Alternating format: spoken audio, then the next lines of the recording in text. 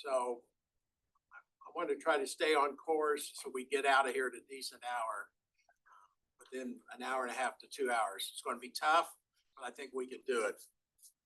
I apologize too if I have to cut too many people off on question and answers just to keep the program going in order to get out.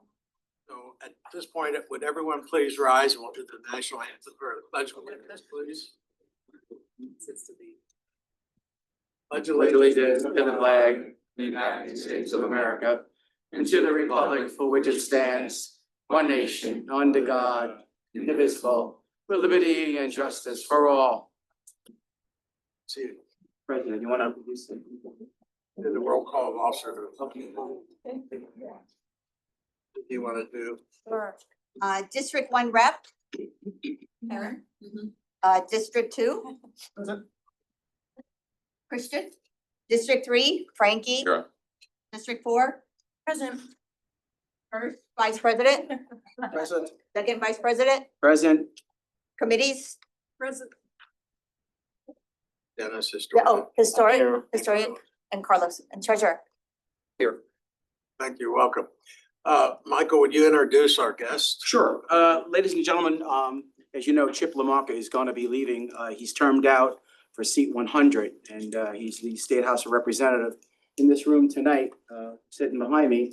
And the gentleman can introduce himself, and he has a, please.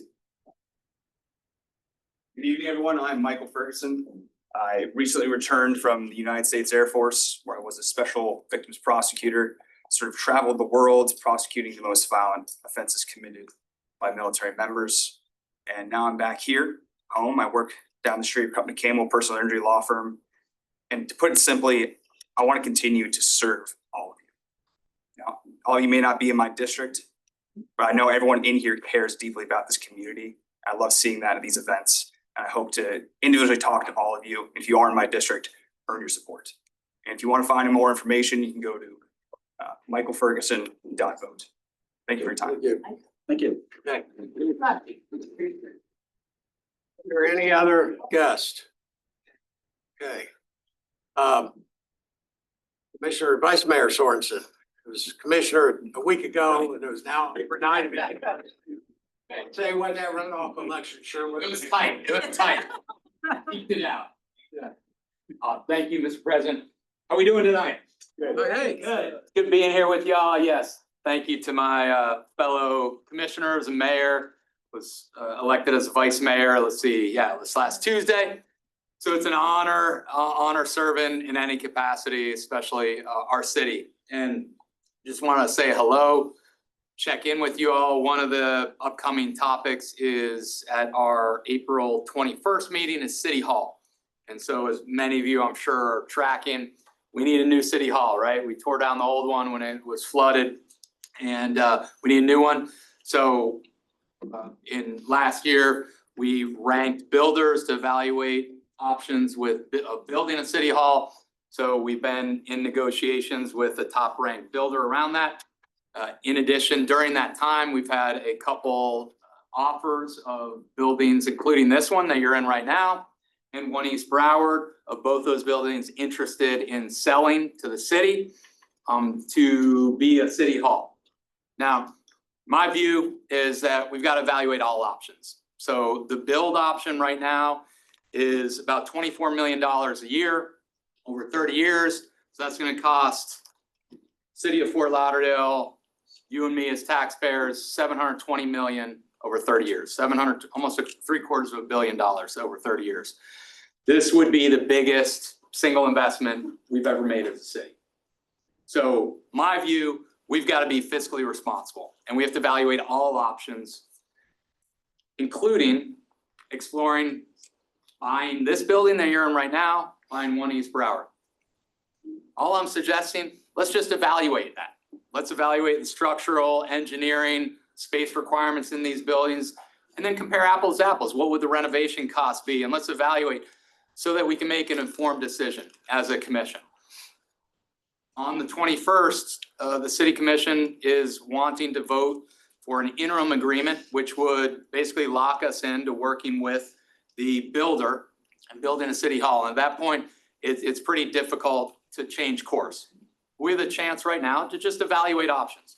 Other couple of kind of factors that I encourage you to think about is 11 million, 24 million, and 34 million. These are the budget deficits that the city projects our city of Fort Lauderdale being in the next 3 years. 11 million next year, 24 million the next year, I think it's up to 37 million the next year. That's a deficit. We don't have the revenue to cover what we're spending. If you add a new city hall on that, at 24 million a year, that's gonna add about 10 to 12 million more to that deficit.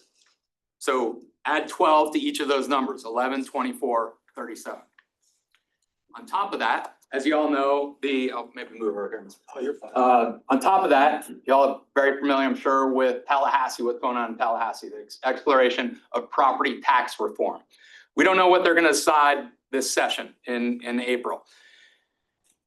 If they decide one of the considerations they're thinking of, which is eliminating property taxes for homesteaded properties, that's a $72 million revenue loss to the city, 72 million a year. So now you're at 11 million plus 12 million plus 72 million. You start adding all these millions up, it gets to actually some real money pretty quickly.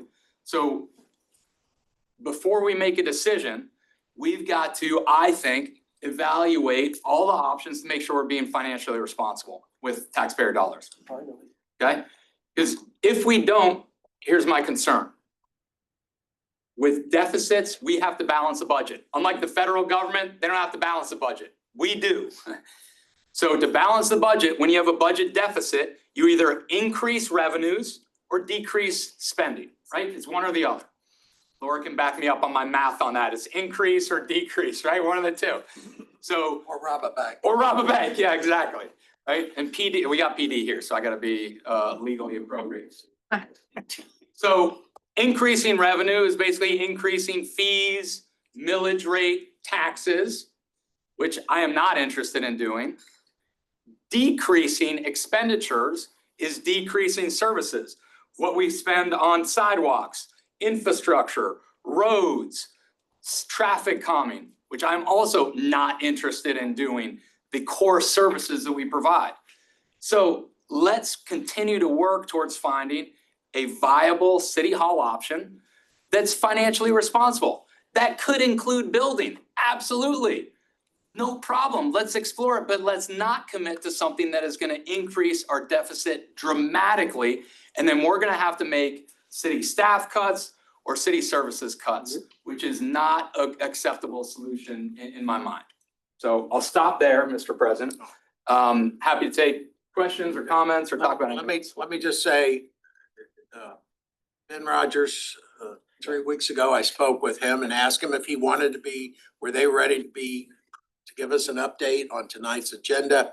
This was almost 3 weeks ago. He said, I'd rather wait till May. And then I spoke with him again yesterday to confirm. He said yes, because there's some things changing that he didn't want to get ahead of divulging information before he has the opportunity to present it to the commission next week. So they are coming, city staff, with some refined numbers at the May meeting.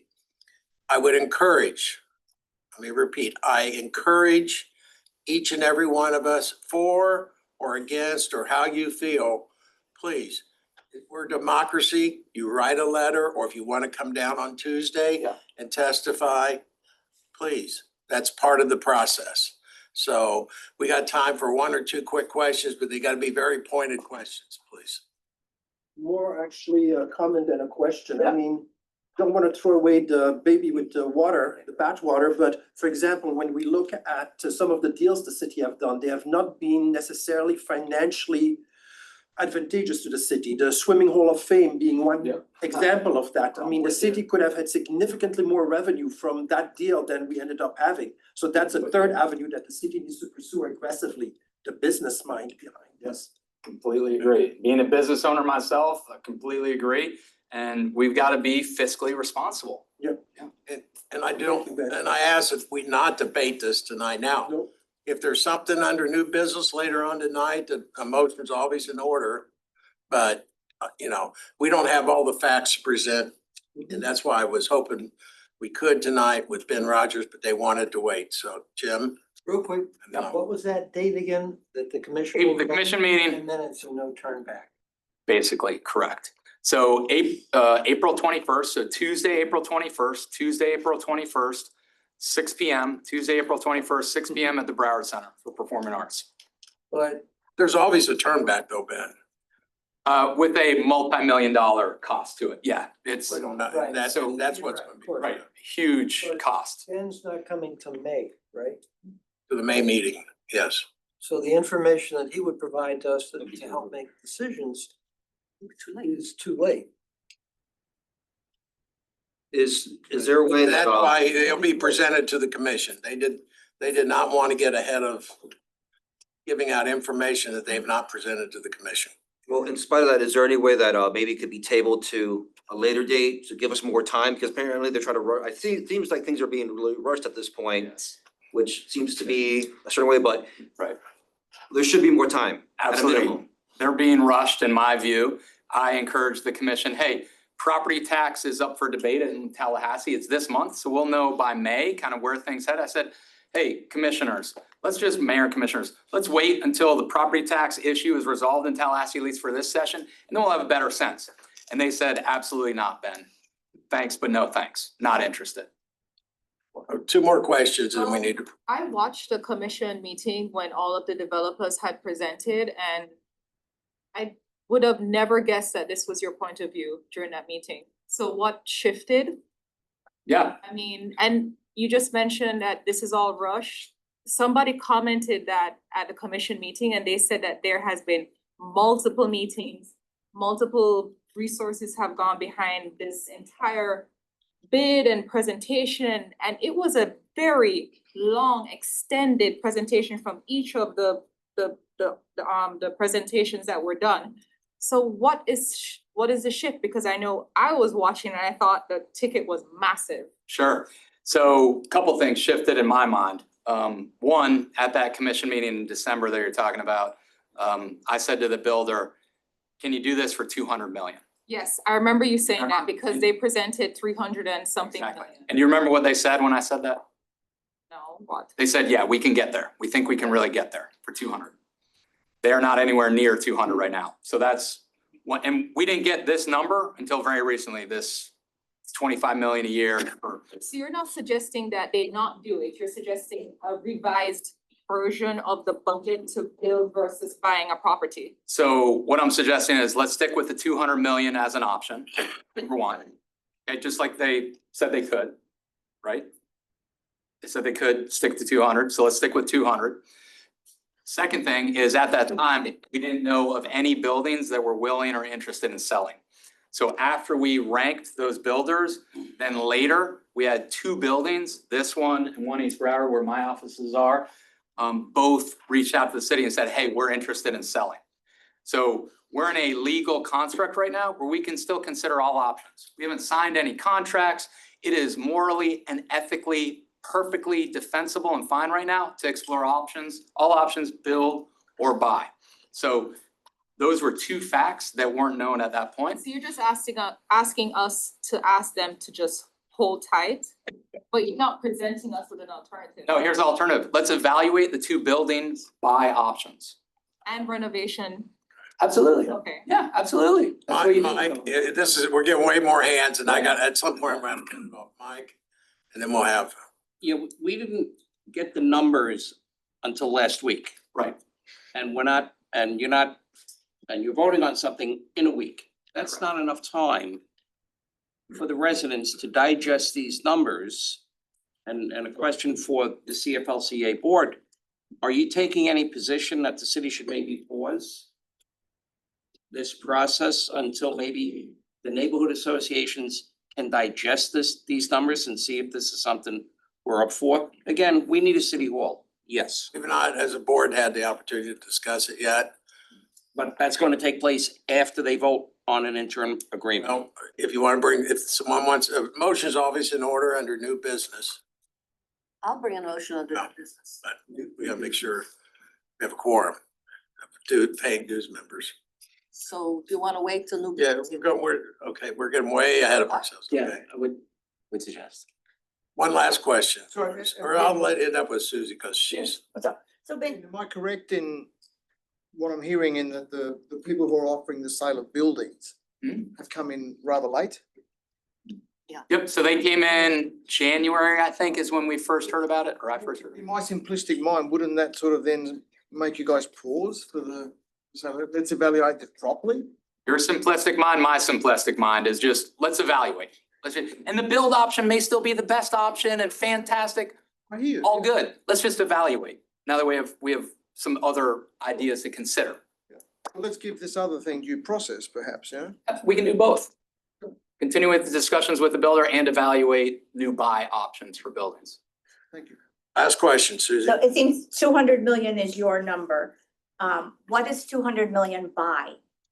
Yeah. In new construction versus what they're proposing at, what is it now, like up to 3 something? Yeah, Okay. So there's a big difference in $150 million in construction materials. So what is Right. 200 million So buy? I don't know because the commission has basically said, we're good with $325 million That's a big, price tag. It's a if they're huge, going to buy a new house and you have $150 million of upgrades, delta. there's. huge delta. This building, the owner has offered to sell it to us for 86 million. This is more square footage than the $720 million city hall would be. This is more square footage. Plus a This building. garage. Plus a garage. So if they're offering 86, I'm sure we could get them down. Plus the building has existed hurricanes. Right. So again, just evaluate. Let's just evaluate. Let's do an analysis. Okay. Thank you, Mr. President. you. Appreciate it. Thank y'all. Thank you. Brad, I encourage you one way or the other for it. Yeah. Democracy, you know. See, before we get, we'll go to the neighborhood support after we do our presentations. Hey, are you on a rush? Yes, PD. I don't have anything for you, so I'm here until, he leaves, so. Yeah, I don't have anything for you. So when? For today. Oh. So he's having to guard you? That's scary. Okay. Okay, I thought you were giving a report or something. I don't have anything for you guys, so. I'm okay. One of the things that the budget, the commission has directed OMB, Office of Budget and Finance, to do a lot of outreach. They've, in the years past, they've done outreach, and you're gonna hear more about it, but they want to really try to beef it up as much as we can. I can tell you as chairman of the Budget Advisory Board, we get very little public input at our meetings. It's something that, it's, people don't really participate in, but at least we have to try to get out to the public. Laura and her team will always come out to the neighborhoods on a one-to-one basis, but I've asked that they do a quick presentation tonight to show what they have to offer for our community in the budget process. Thank you. Thank you, Chair Brown. So I'm sure you know, but in case you don't, Bill Brown is also the chair of our Budget Advisory Board. So he's got a few big shoes to fill on this board and that. With no So- knees, though. So thank you so much for the invitation. My name is Laura Reese, the Director of Office of Management and Budget. I've been with the city 14 years in the Office of Management and Budget, all but 1 year where I served as acting assistant city manager while they were recruiting for a new city manager. So I've been in budget a long time. It's changed a little bit. Each year we try to get better and better at ways to engage you all in the budget process. As Bill mentioned, there's not a lot of members of the public outside of the Budget Advisory Board that attend the meeting, but I really do feel like a lot of our Budget Advisory Board members are members of either the Council of Civic Associations or HOA. So they typically bring in a perspective that is a little broader. So we really do appreciate that members. And I'll share a little bit quickly. I see your agenda's kind of deep tonight, so I'll try to go through it very quickly. So the city really tries to engage the public in a couple ways. Some of them are really high touch options like in-person meetings, but we know not everyone can attend meetings. So we try to have some high tech options as well. And so I'm going to be speaking about the options as we move through the presentation. The reason we think it's really important to involve the public in the budget process is the budget's the city's most important policy document, as Commissioner or Vice Mayor talked about. It really impacts what you're paying for services. You all are the ones who pay for the services. You should have input in terms of what services are provided and what the rates look like. If you have a transparent and inclusive engagement, it builds trust in government, improves decision quality, and we really want your buy-in for what decisions are made ultimately. Engagement isn't just outreach, it's shared decision-making. We carefully design a process that includes opportunities for engagement from internal stakeholders because they're the ones who are actually doing the work. They know what's needed in order to provide the services you need, and external, where we involve members of the public in the process. And I'll be going through those throughout the presentation in order to have an inclusive process. And the reason, the biggest challenge is always time. So we start our process really early every year. So our fiscal year runs from October 1st through September 30th. In order to have a budget in place by October 1st, we start in January of the year, the same year. So in January, we kicked off with the commission's goal setting process because that's really what drives the process. Before that, some of you might have gotten surveys. So before we go to goal setting, we get input from neighbors in a statistically valid way. And we get all of that input and we bring it to the commission during goal setting. We share back some of those results. And then as a result of those results and input they've received from neighbors, they're setting the goals for fiscal year 2027. That happened in the month of January. Once we have that information, we can share back with the departments. Here's what our goals are for the year. And they start drafting budget proposals around that. And we have a goal of, well, not just a goal, a requirement by city charter that we have to have a proposed budget to the city commission in the month of July. So we have to have everything done during the month of June. So here's some key meetings I'd like to bring to your attention. Again, we had goal setting January 13th. We just wrapped up our revenue estimating conference committee process. Those were actually really well attended meetings. So we have members of the public, members of our advisory boards, and they attend meetings to talk about what revenue sources are going to be changed in our estimates for the general fund for fiscal year 2027. We just wrapped that up. We had our third meeting and there'll be a report back to the BAB at their meeting tomorrow. Our first workshop with the Budget Advisory Board is also on April 21st. So that will be coming up next Tuesday. That'll happen before the conference meeting. And that's a meeting where the first meeting of the 3 in the series, where the Budget Advisory Board gets direction from the commission before they meet with departments on their budget submissions. The commission will set some priorities like we're not open to raising millage rate. We really would like to focus in on this year. They'll get some direct input from the Budget Advisory Board, and that'll kind of guide them through the process. During the month, then the other meeting is in June, where we'll have June 1st numbers from the property appraiser. Thank you for your role in that, Mr. Albetta. And so we'll kind of have an idea of what our largest revenue source is at that point, and we'll share back with the commission what the preliminary budget is.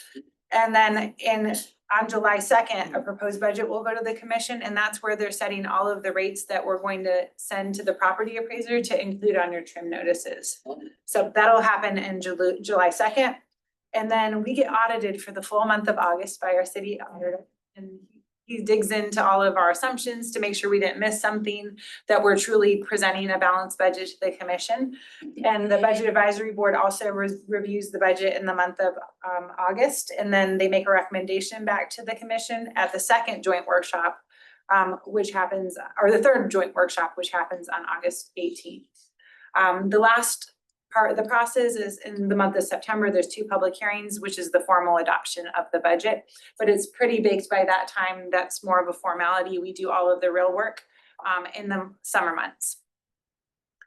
So the Budget Advisory Board, the purpose of the Budget Advisory Board is to provide taxpayers input regarding the development of the annual budget. I would say they're the hardest working board in the entire city. This board meets 14 times per year in regularly scheduled meetings, in addition to 3 joint meetings with the commission. So they're meeting 17 times per year. A lot of times the meetings go 3 hours plus. So there's like a lot of engagement of the community with the departments, a lot of digging into the details with staff. There's a like really high level of commitment. I can't say enough nice things about this board. There's 10 members appointed by resolution to the city commission. The mayor and each commissioner each appoint 2. And they represent those districts in addition to citywide input. Again, we talked a little bit about revenue estimating conference process. That's also public meetings. They're publicly noticed. Anyone who wants to know about how we're developing the revenues can sit in on those meetings. Then we'll talk a little bit about some high touch options. If people don't want to show up for all of the meetings, we have a really comprehensive data portal on our city's website. Where we provide data, we upload actual data, expenditures monthly. We have a tool called Balancing Act where you can in real time like balance the city's budget. We'll share what initiatives are being proposed for the upcoming year so you can weigh in on which ones should be funded or not funded. Right now, you can still weigh in on what was approved for 2026 so we can get an idea of what you liked or didn't like, and we can incorporate that into 27. We'll upload the preliminary or proposed budget over the summer so that you can weigh in as well in terms of the new budget. And we have frequently asked questions. Again, Balancing Act is what I was just talking about, where there's real transparent information about the general fund budget and how we balance each year. And it allows the whoever's going through the exercise to share, I really think we should add this, we should take away here, and has very specific decision packages that have been proposed each year by the departments. And we have a citizen engagement portal where it will show you where we are in the budget process, and it lists all the meetings we just talked about and any changes that might happen. And we upload documents to share what happened. We have links to like the goal setting meeting on there and different things. So if you do www.fortlauderdale.gov/budget, you can get to all of the information. So we'd like to invite you to engage in the budget process with us this year. You can attend right now you can't attend the commission prioritization workshop. You already missed that this year. You could do that next year. You can attend one of the 16 budget advisory board and revenue estimating conference committee meetings, engage with budget data on the OMB website, communicate with your elected officials directly, attend a September budget hearing, or you can request from us any sort of presentation for your neighborhood association. We're happy to come and deliver that to you. We'll tailor it to whatever you have in mind. Any questions? Yeah. Jim, hi, Lauren. Hi. Could you go back to the last slide, please? Absolutely. So the attend a September public budget hearing, where is really the value in that? Cause it's done by then, isn't it? I mean, you're not gonna take input from the public at that point.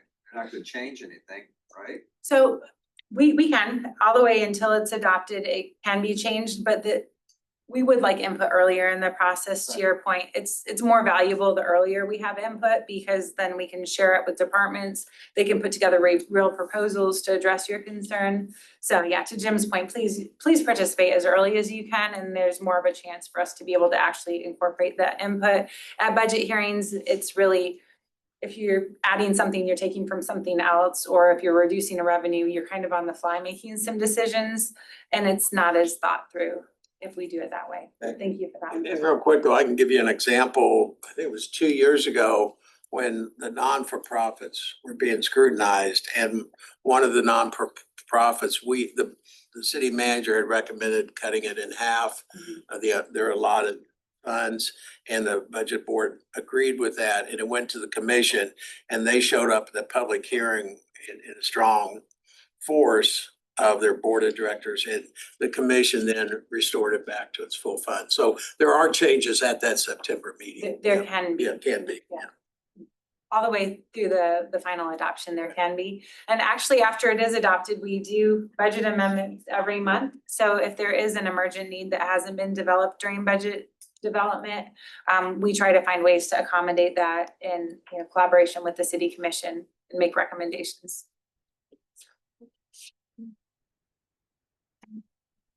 All right, well, we look forward to seeing you.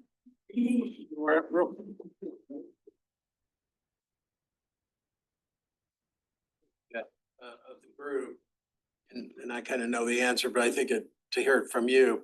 Do you anticipate any placeholder, as placeholders of funds in this year's budget as it pertains to the new City Hall development project? So it's a good question. In our capital improvement plan, we have a placeholder. So when we got insurance proceeds, when City Hall was demolished, we put that money into a CIP project. I believe it's like $5 or $8 million. I should know the exact number, but it's like not even 10 million. It's less than that. And that's the money that we have in place for any preliminary work that we're doing. Our financial modeling hadn't shown any payments for debt or the developer until fiscal year 2028 as a placeholder. So I don't know if a new agreement would change that, but in all of our modeling, we showed that in 2028. So that's when the funding cycle for whatever happens with City Hall will kick into play in the 28 budget process. That's what we had previously anticipated. I haven't seen any drafts of agreements with the new developer and what that payment cycle would look like, but if we're agreeing to a payment, then we would need to include the budget. Questions? Okay, well, Thank you thank so you. much. I'll see you tomorrow. Thank you, yes. I might as well just stay, you know. Next on our agenda, is code compliance. I'm gonna ask Troy, because Troy brought this suggestion up, and oftentimes I'll say, if you have ideas, please email me or call me. And Troy brought this up, and I thought it was a great suggestion, especially in light that I wasn't aware that they're in the process of revising some of the codes as it pertains to some of this. So I'm gonna let Troy give a quick 30-second overview of why we felt it was important to have a presentation. Thanks, Bill. Again, I'm Troy Liggett from Middle River Terrace. I live in a neighborhood that has a lot of out-of-state investors have bought property speculatively and hold on to property, and it's represented by mostly people out of town, and they all have attorneys. And a lot of them simply don't do anything for their property. I specifically have followed through the process, 2 properties, one of which I'll mention, is 2 lots just off of 13th Street in Middle River Terrace, owned by a developer from Palm Beach County, and he rented it to one of the companies that works on the city roads and basically turned it into a junkyard. It was across the street from homes. It was surrounded by multi-unit housing, and he turned it into a junkyard, and it was as bad as you can imagine. I called the city in March 2023. The city inspected it, cited it, because you shouldn't have a junkyard in the middle of a residential neighborhood, and they inspected it 13 times before it finally got to a special magistrate hearing. It took, I think, 17 months, if I remember correctly, to make it to a special magistrate hearing. And in the code process, there's a lot of leniency to residents and businesses. They try to get you to comply. They don't want to fine you. They don't want to put a lien on your property. They try to work with you. In this case, it was a property represented by attorney, and they ignored the city's 13 inspections until the hearing because they didn't need to. They knew they weren't going to get fined. There aren't fines until the special magistrate hearing. So I have, number one, a problem on why it takes so long to get to a special magistrate hearing where you can actually get some action. And then I have 2 specific problems with the special magistrate hearing. Number one, if you go to the special magistrate's hearing, you've had all these warnings, the special magistrate will work with you. I've sat through these 4 or 5 hour hearings. You know, old folks come in, they have problems, they get extension after extension. But I believe we're being taken advantage of by these out-of-state folks who know that they don't need to show up. If they don't show up, the city, by its practice, still gives them more time to comply before the fines kick in.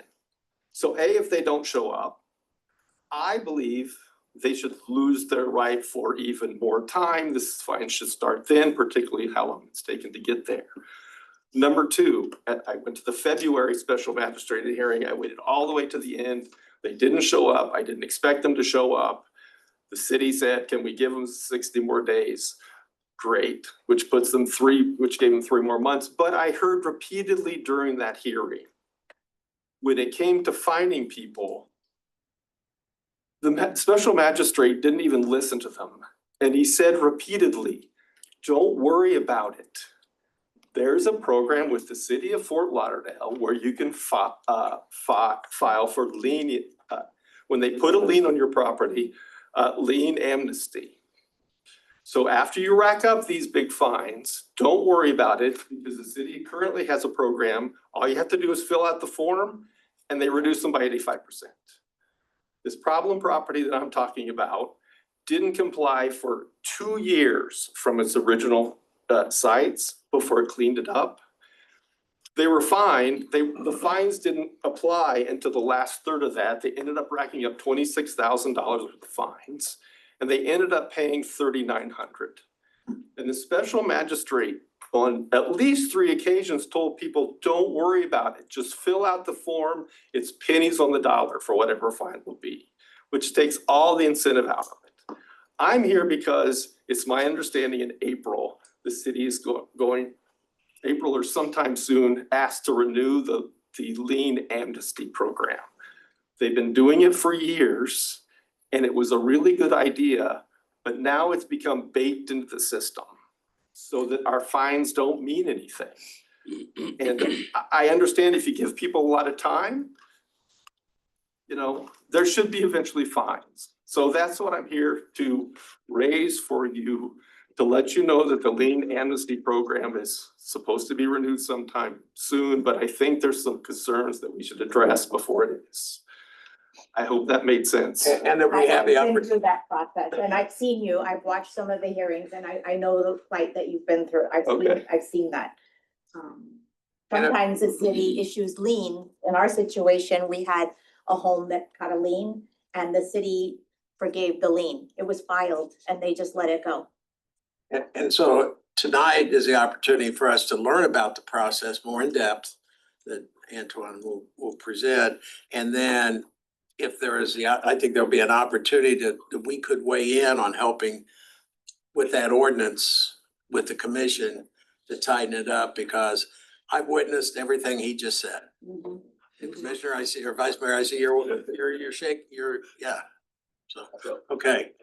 I don't want to get too many questions, but go ahead. Just real quick, is this, are these city positions or appointed positions for, cause I used to sit on the code enforcement board and those were appointed and a lot of things end up over there and the board that's there right now, they're very good and aggressive and if people don't show up, we start finding them right away, so. This is the special magistrate that the city handles to hire, I think 2 times a month, a huge list of these cases. And we'll learn about that in the presentation. Okay.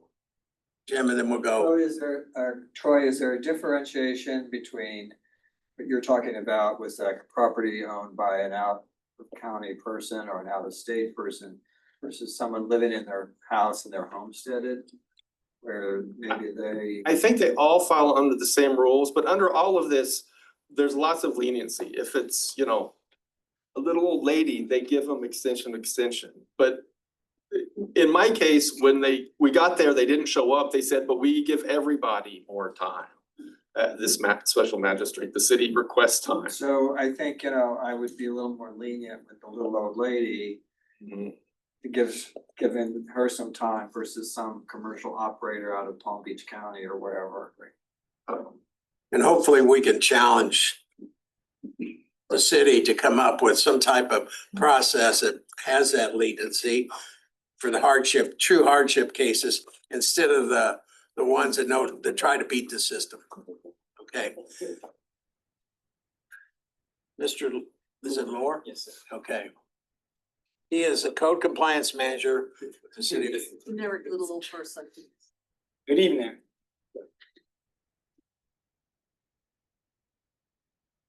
My name is Antoine Laura. I'm the new code compliance manager here with the city of Fort Lauderdale. And everyone here in the back. So what I'm gonna do is just give you a brief overview of what code enforcement is. The 2 processes you mentioned, very robust processes, so it's kind of hard to give you a robust outlook for each one of those in one PowerPoint. In this slide, It's gonna have some of those special magistrate characteristics and some lien amnesty. With me, I have Nadine Blue, which is our administrative supervisor who handles lien amnesty with her team. And then I'll answer whatever questions you may have. Just for a little bit of backup, this is just gonna tell you how code enforcement operates, how it works, from a very broad view, so you can understand what we're working with. So code enforcement's main goal is to gain compliance, and the number one way we gain compliance is through education. We wanna go out, we wanna educate the community, we want them to comply with us without us having to issue them fines, penalties, lien their property. And so we give them time to comply, we give them some due process, we'll give them a warning notice in most instances on the first case. Unless it's a very specific situations where it requires immediate fines.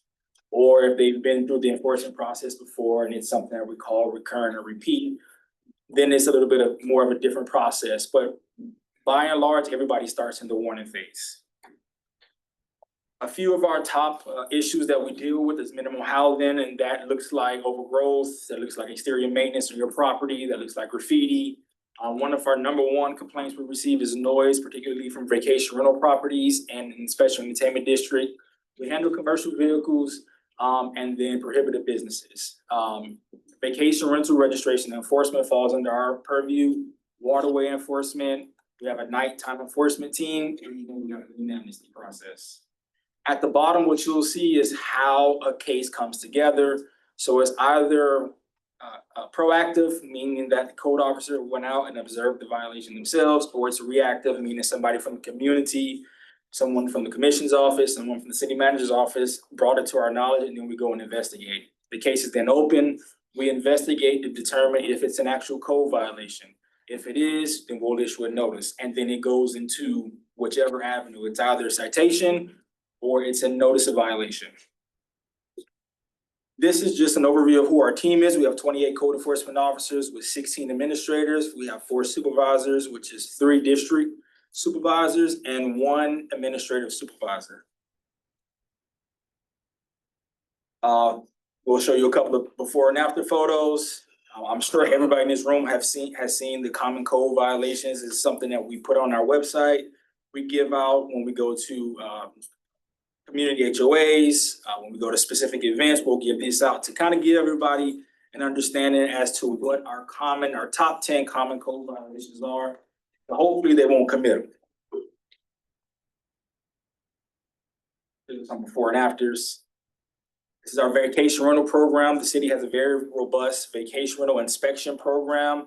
So when you come into the city and you register for vacation rental, we have a team that goes out and inspects the property to make sure it falls into the guidelines that have been established by our city commission.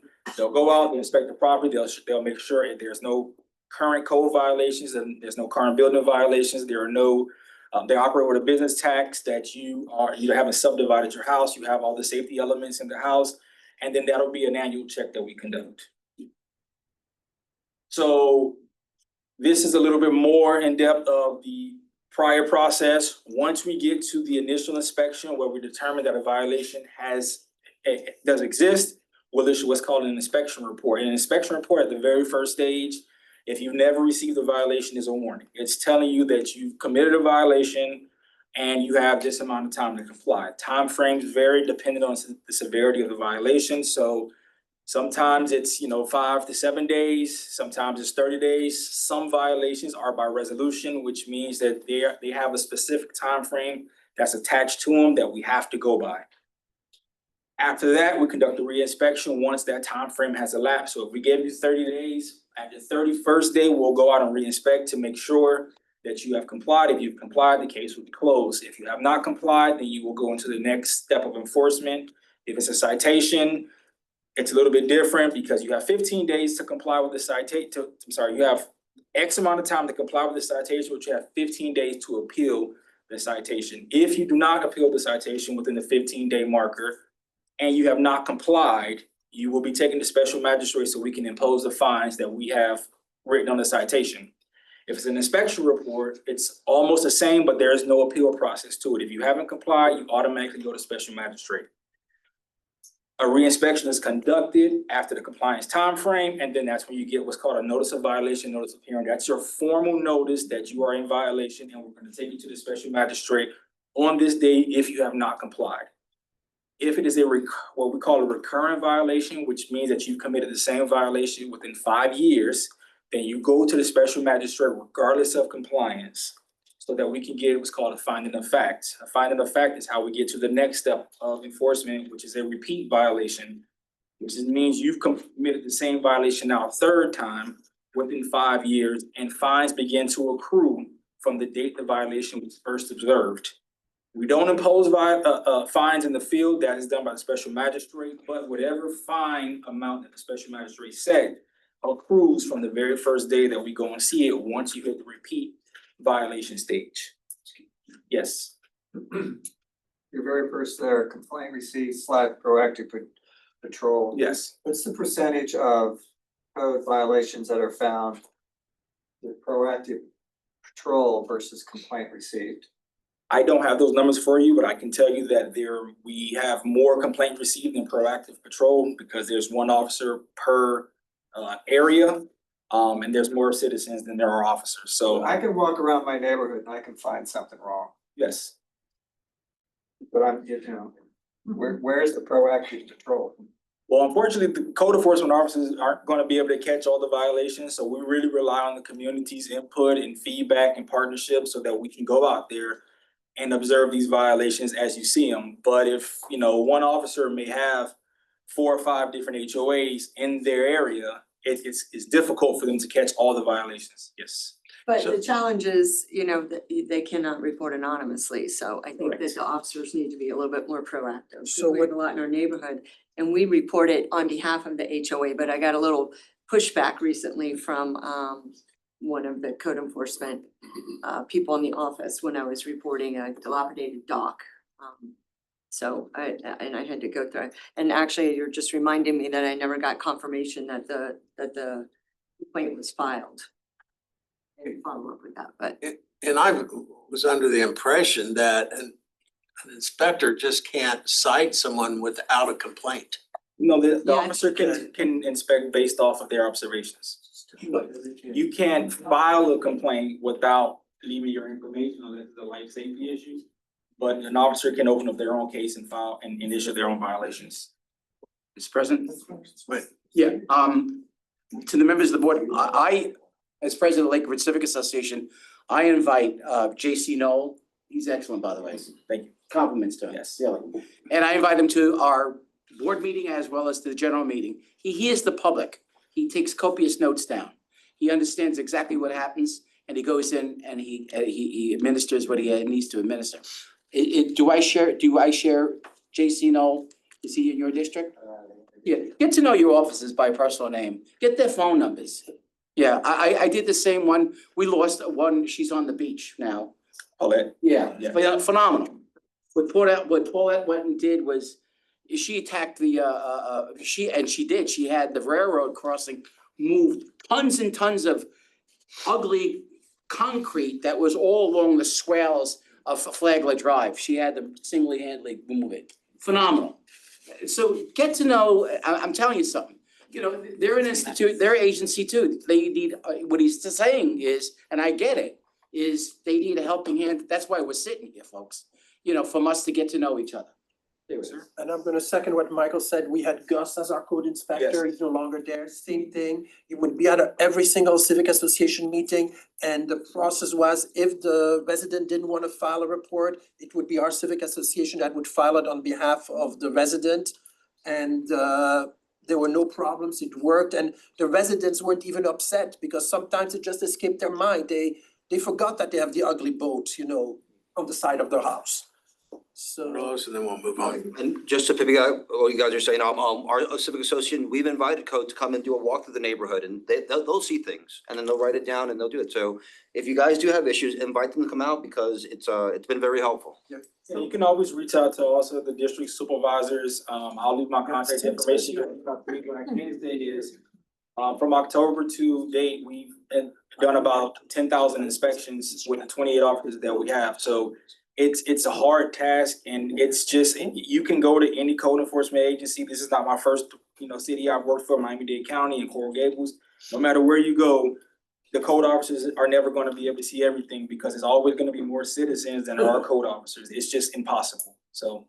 I'll be careful that these comments are not answering the initial question, which was why isn't code enforcers why don't they take more initiative? And the lady that spoke here, I can't see her because of where I'm sitting.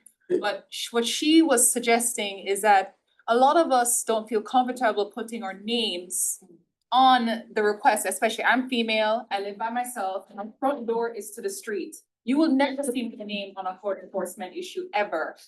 So what I am expecting is that when I see the code enforcement car, what that says code enforcement on the side, drive down my street and I see a toilet sitting on the side of the road, that he doesn't just drive by the toilet. But he says, wow, a toilet shouldn't be there. Maybe I should do something.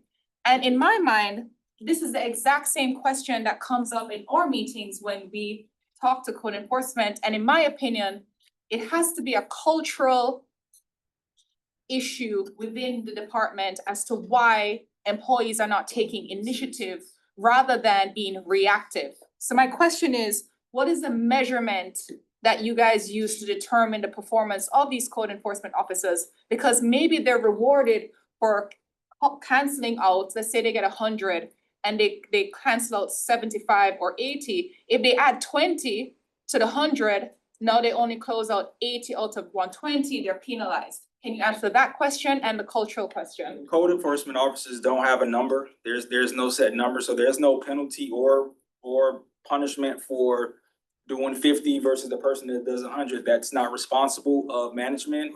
Nor is it ethically appropriate that we put a number on it. What I can say is a couple of things. Code enforcement cars do not say code enforcement on the side of them. That's the first thing. The second thing is a lot of times that, What does it say? a lot of times it says community enhancement. Then, A lot of times what happens is the public may see an issue and they may not think the issue has been addressed and the issue could have been addressed. What happens in enforcement a lot of times is we can address an issue and the person may not fix the issue and there's not much avenues that we can take. There are times that we go out and we'll clean the front of somebody's property 2 and 3 times. There's a Burger King at 1725, I think is east of. Yeah, that's my district. We clean that Burger King probably 2 or 3 times a month. If you go out there, it's gonna be the same again. There's an area that's in Commissioner Beasley Pittman's area. I literally cleaned that off twice in a month, and the unhoused population, they go out there and they do it again. So it's not that we don't see it and we don't handle it, is that the perception is that we're not handling it. However, a lot of times we have already handled it. And if you pick up the phone and call the 8,000 number and ask the operator, has this been taken care of? They'll let you know. Yeah, we've been out there, we've addressed it. We're waiting on bulk trash to come and pick it up. Or yeah, we've been out there, the property's in lien, the property's already been, there's a lien recorded with Broward County, there's fines running, and that's really the end of the road for us. So a lot of times people think we haven't done something, but that's not the reality oftentimes. And what I would also say is, again, we cannot see it all. So if you see something and you wanna, we didn't make the law. The law came from Tallahassee. Please abide by the law. So if you see something, you wanna make a complaint, feel free, we'll go out there. If not, if you know your code enforcement officer, give them a call. Quite often, they'll go by there themselves and they'll address it on their own, and the public will never know who called. It's important to know your code enforcement officer. I've been told that they can decide not to go out too. Right, because you're supposed to have to leave your name and information. However, there are times that the code officer will do it. So the citizens are doing the job of the code enforcement people. no, they're putting in they're not doing the job, but they're, yes, to the point of reporting, yes. So in our neighborhood, what we decided to do is that we have an individual who is responsible for our code enforcement issues. And then we present those items in our board meeting, and then that person, on behalf of the association, but that is no longer allowed, by the way. You can't submit reports on behalf of an association. It has to be an individual name now. Yeah. By the way, everybody here. So that's how we've been handling it, because we do have neighbors who are nervous that express the same concerns. So that's how we've been doing it. But Yeah, you can't use the association name, but we do allow you to use the association's address.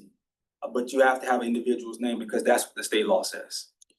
Yes, usually for us, it's either the president or the vice president of the association that puts the name on, and the neighbors know that we are not the ones reporting it, we're just doing it on behalf of the civic association. And it's known in our neighborhood. We're getting way off course here, so let's, I encourage what Michael said. Let's work closely with your assigned code officers to start addressing some of these individual neighborhood concern issues with your association. And they maybe be able to find a workaround. Yeah. Real quick question, the part, what do you do with the person that you twice a month and it's not, so what happens to the repeat offender? Well, the issue, it depends on what the issue is. We have certain issues in the city that we're trying to address. And sometimes it's outside of the control of the adjacent property, so we try not to penalize the abutting property owner. We try to work with them. Oftentimes, we will open a case for documentation purposes because, you know, the complainants want to see that you're doing something, so that's how we track what we're doing. But as much as we can, we'll clean at our expense, the division's expense. We'll work with other departments to remove certain items. If it's something that we deem as hazardous, we'll work on hazardous issues. It just really depends on what the situation is, but the one I'm talking about, like you said, the Burger King, I do it all the time. that property is cited every time, but we clean it because of how much the community complains about that Burger King. So we go out there, we clean it, and then we have it on proactive patrol, so the officer will go there a few times a month to make sure that it stays clean and maintained. 6 days later. Do you offer a overall inspection for a neighborhood, like every so many years? So we are in the middle of what we call neighborhood projects. And so what we're doing now is we go into the areas and we address specific things that are hot topics. Like the last quarter, it was derelict vehicles. So the code officers will go into their respective area and for an entire day, they'll look for derelict vehicles, the red tag them, tow them, if need be. This quarter, it's exterior maintenance. So they'll be specifically looking in areas for overgrowth, exterior maintenance, mismatched paint, dirty fascia, things of that nature, and address those areas. So yes, we do, not to the extent that we just saturate one area because that will make it a little bit difficult for the rest of the city, but we do address those in a different form. And then at any HOA, you can always request, if you want a supervisor, you want myself to come there, you can always ask for us to be there. We'll come there, and if you need something specific, we'll do our best to tailor enforcement around what you need. All we ask is understand that we were working with the 28 code officers that we have, and we have to focus on the entire city. So we'll get what you need. Sometimes it just takes a little bit longer.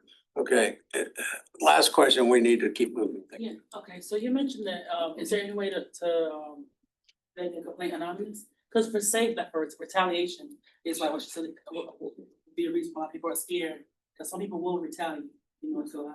Yeah, so unfortunately, in July of 2021, the state law changed and we don't accept anonymous complaints unless it's life safety in nature.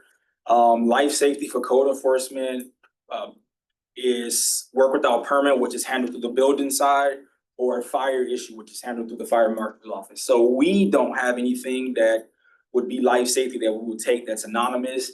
Every now and again, we will get a safety site triangle violation where vegetation has grown so far that it takes over the stop sign or something like that. We'll address that because that is a safety issue. All right. So next is a special magistrate hearing. At the special magistrate hearing, we go there, we present our case. You have enough time to give your rebuttal. The special magistrate makes a determination. After the determination is made, what comes next is what's called a Massey hearing, which is where fines are imposed. That comes after the special magistrate hearing. They don't happen at the same time because there's a due process element. They have to get that whatever the time is to comply. Should they not comply after the Massey hearing, a lien is recorded in the county records. And that is where the enforcement part starts. The fines continue to run. We do monthly inspections. And then the file is sent over to the city attorney's office. So what our goal is, what you see here, the before and after photos, A lot of times you get to the left and we try to get you to the right. Sometimes getting to the right means that we have to connect you with the housing and community development, I think it's called housing and community development, where they have funds to help. Or George has a team that goes out and have volunteers that help certain properties. So we try to make those connections so that you can get compliance. And next is the lien amnesty program. So in the lien amnesty program, what's changed, I think it changed in January, is there's up to an 85% reduction in eligible code enforcement liens. 50% of the reduction applies only to the below, which is nuisance violations, repeat violations, noise violations, and vacation rental violations. Whereas before, all properties were entitled to the same lien amnesty process. Now, the most that any one of those 4 issues can be reduced is up to 50%. What the exclusions are, where no reductions apply, all are administrative fees, hard costs, which is lot clearance, utility liens, board up charges, demolition charges, any civil penalties, vessel removal charges, condemnation charges, or legal fees, we just call them hard costs. There are no reduction in those costs at all. Those costs have to be paid. Before you can do lien amnesty, all fees and costs must be paid within 90 days of the lien amnesty approval. And then after all your payments are made, there's a lien release to the Broward County, and then you can do whatever you're gonna do with your property. Oftentimes, they're trying to sell the property, which is why they get into lien amnesty program. The qualifications and requirements. The property must be in full compliance. What that means is that even if your property has a violation that we have not cited you for, if it is on your property, because we require photos, if you send us photos or we go out and take the photos of the property and we observe a violation, or you send us photos and there's a violation in the photos, you do not qualify for lien amnesty, your property will be cited and your application will be denied. All properties owned by the applicant within the city of Fort Lauderdale must be in full compliance. That means that if you own 20 properties and you have fines on 19 of those properties, and you're only trying to do lien amnesty for 1 of them, you have to cure those violations and those fines for all 20 of those properties before you can do lien amnesty for any of your properties. It requires photos that are no older than 30 days, the front, rear, left, right, and the street view, so that we can see that if there's any other code enforcement violations on your property. And then that's where they email it to. If the applicant is not the owner, you must have a notarized power of attorney. And there's a $175 non-refundable fee that's due at the application. And then the application is not processed until the payment is made. That is the quick overview of how lien amnesty works. Obviously, there's more that goes into it. Could you go back 1 slide? So I don't see anything about the length of time given to get the correction made. Is that included in the lien amnesty program? There's no length of time given to get the correction made. So it could take 3 years and the liens keep building up? Correct. Fines accrue They'll daily. reduce them. That's what you're saying? Correct. Do you track the cost, the total lost dollars because of the lien amnesty program? Like, if the lien had been left in place versus now you've given amnesty, do you track what that total number would have been? No. So we have no idea how much money we've lost with this program. I can answer that question for you. What I can tell you about the lien amnesty program, it's done by resolution, so it's very direct. We don't have much play in it. We follow it to the letter of the code. So we don't track it because it's not, I'm not gonna say it's not usable data, but it doesn't give us anything to work with. We don't, every year lien amnesty comes up and the commission will decide if lien amnesty will continue or not. But maybe if you had that number, they would rethink how they apply the lien amnesty program or make changes to it. Especially with our deficit. I think we can look for some revenue.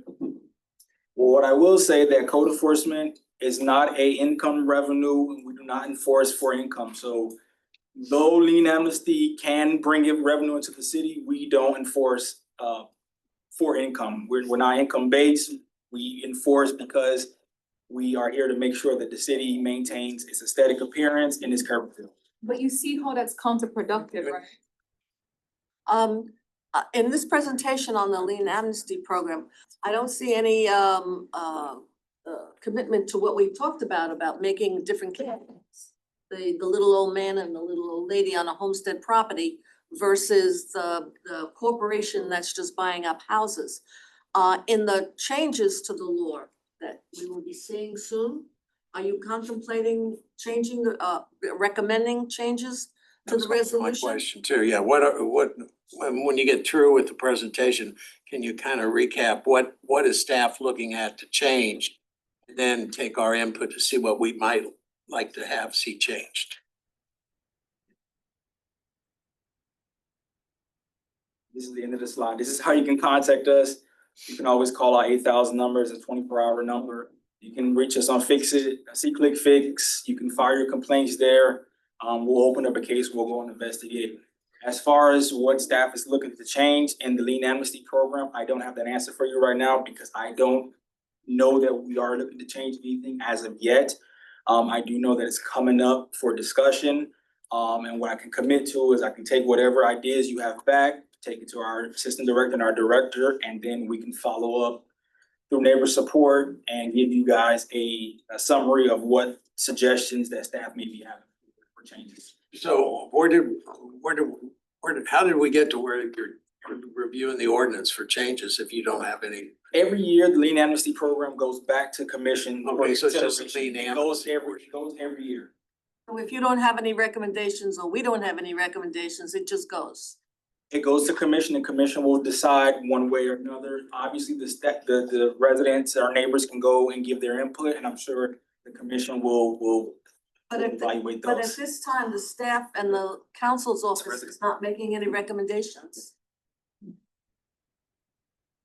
So at this point in time, neither your staff nor the city's council, city attorney, is proposing any changes. I can't speak for the city attorney's office. I'm not sure if they have changes proposed. I don't know what changes we have proposed as of yet. I haven't had the discussion with my assistant director, but I will go back and speak with her, and then I will we'll communicate through neighbor support and we'll let you know. So just for discussion purposes, is there a way that you, in order to qualify for the lien amnesty program, you have to be homesteaded, it has to be homesteaded, you know, I like that or idea. extreme hardship case for an individual, which most hardship individuals are homesteaded anyway. I was just gonna say, thank you for doing this. This is great. This is great feedback for me. So what I'd like to do, I'll work it from my side and then if we can just keep you updated, because I think we got some good ideas. Yeah. What to do. I think there needs to be a two-tier system. If you're an out-of-state conglomerate Yes. buying up 300 or 400 homes, which are our companies doing that, I want 100% from those guys. yeah. Or even out of the county. Yeah. Well. But if you're homesteaded, then you automatically qualify for the lowest possible set by the commission. Or if you have a lien, you shouldn't get a building permit. I don't think you do. Correct. Dennis and then Troy. One of the benefits though is if it's a commercial use and usually it's being sold when it goes and they agree to an amnesty, then that's a higher and best use for the neighborhood because that owner's gone. So think of it that way. In some ways, it is a benefit for a commercial property because you're getting rid of that owner that doesn't care. Yeah, but you're gonna make Hopefully the owner money, that's they're gonna buying make money off the commercial piece anyway, so they're just trying to get out the cheapest they can. Troy. I don't know if you heard my rambling at the beginning, but I have two specific questions about Yes. that.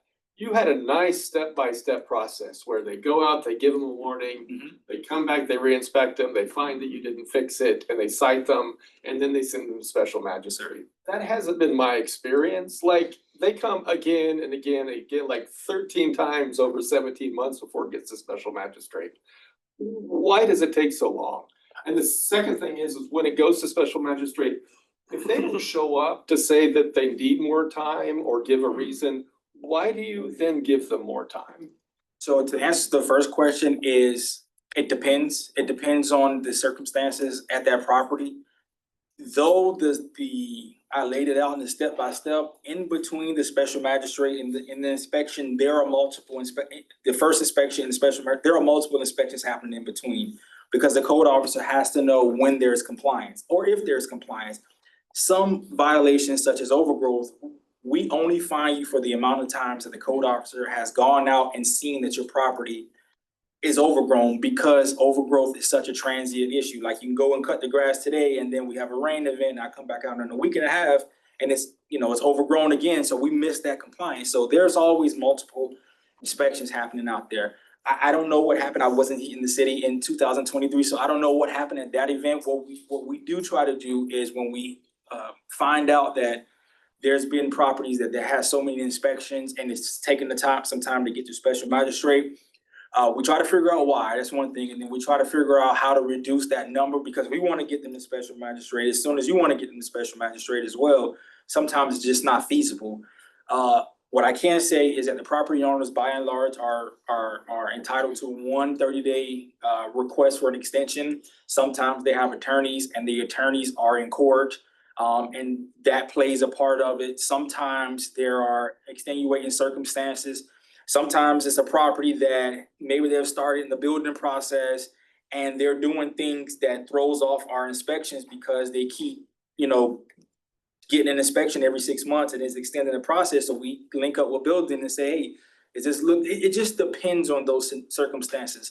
What I would say is, if you find yourself having those issues, reach out to me directly and I'll find out what the issue is so that we don't have those issues. But unless I know the specific case, and if you want to give me that case number or that address, I'll look into it and tell you what the issue was there.